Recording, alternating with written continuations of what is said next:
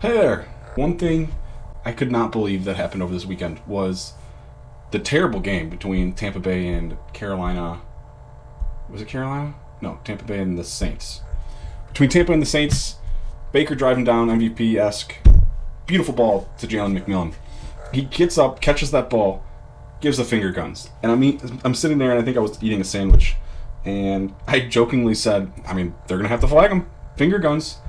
And sure as shit, they did. I could not believe it. What is the NFL doing? This is what they're mandating? Why?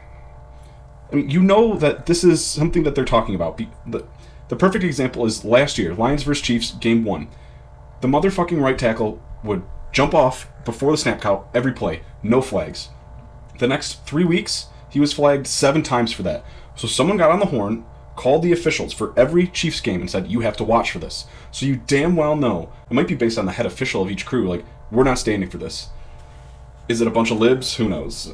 I don't give a shit what you do with your guns, but let the boys use the finger guns. My God. So they end up throwing the flag. I can't believe it. And following that, the announcers, one of which, Kevin Burkhardt, who has cemented himself in the Dork Hall of Fame, his bust prominently right next to Joe Buck, who famously said, that is a disgusting act, when talking about Randy Moss, God forbid, pretending to moon a crowd.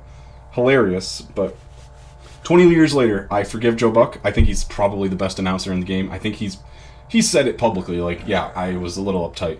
This is Kevin Burkhardt's Joe Buck moment. Relax, dude. It's football. Can you have an opinion that isn't, pencil pushing, push your glasses up, dork? I don't like announcers to begin with. I didn't like him to begin with. I think him and Tom Brady are the perfect square combo. I'm done with Kevin Burkhardt. And Big Cat said something funny. He's like, I'm just gonna bitch and moan and do nothing about it. I'm gonna bitch and moan about Kevin Burkhardt and probably do nothing about it. He's probably got max 3 games the rest of the year. So what's the big deal? But next year, I'm gonna bitch and moan and do nothing about it. But Dork. So the refs, while we're in the booth with Dork and Dork, I think it's Pereira. He's like, yeah, they're marking this wrong. This is a dead ball foul. It should be 1st and 10 from the 24, not 1st and goal from the 24. And it takes them, I swear, I think about 5 minutes. The crowd is pissed off as they should be. And the refs were this close to running that play. I guarantee you, the expedited officials, somebody got on the phone and called them and said, no, you're doing this wrong. If they would have gotten that wrong, there would have been hell to pay. Luckily, Baker makes up for it, and both great play. Jalen McMillan really made up for it. Awesome player. Look out for him next year. He'll be interesting. So that was ridiculous. And to top it all off, the Buccaneers fire goddamn cannons afterwards. So, what are we doing? So that was that. I don't understand what the NFL is trying to push. Instead of trying to, make the officials a full-time position, which they're not, make it a quality product. The official in Kansas City is going to call the same flag as the official in Minnesota. But no, we're worried about fucking finger guns. Is Ben Johnson going to leave this offseason? Last year I would have said he's gone for sure. So I'm not going to go into this offseason thinking he's a goner. It's more than likely. I really, really, really hope that they've been grooming somebody. Is it Mark Brunell? Is it the running backs coach? Even if they have been grooming him, Ben Johnson is going to probably poach at least half the staff. So it is what it is. That's the nature of the business. It's a good position you want to be in. That implies that your coaches are doing an awesome job and they're desirable. So I'd be a bit more surprised if Aaron Glenn moves just because of the direction the NFL is going. As they're trying to. Most owners, GMs want an offensive-minded coach. So with that being said, the Bears will probably hire Aaron Glenn.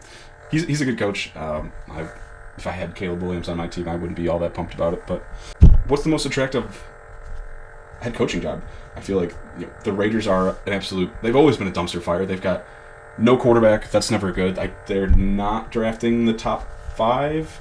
They're 4-13. So, the Saints. I would rather be Las Vegas than the Saints. The Saints are a complete dumpster fire. Derek Carr is washed.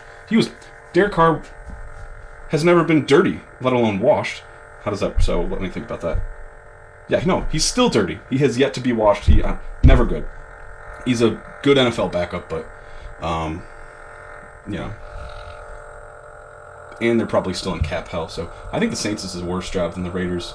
The best job is probably, it's for sure the Bears. They've got talent all over the place. I think if they copy the Lions mold, bulk up the offensive line. You've got a great quarterback, which is why I'm kind of splitting hairs between the Bears and the Patriots. Drake May is going to be a star. The Patriots have a couple young, talented receivers, but so I've got the Bears just ahead of the Patriots. The Jaguars probably third. Jets are another dumpster fire. They've got absolutely nothing. So I would say from best to worst, Bears, Patriots, Jaguars, and then the bottom three are really awesome. I think the Raiders is interesting. They might have a chance to get a quarterback. So I go Bears, Patriots, Jaguars, Raiders, and then the Saints and the Jets. Who gives a shit?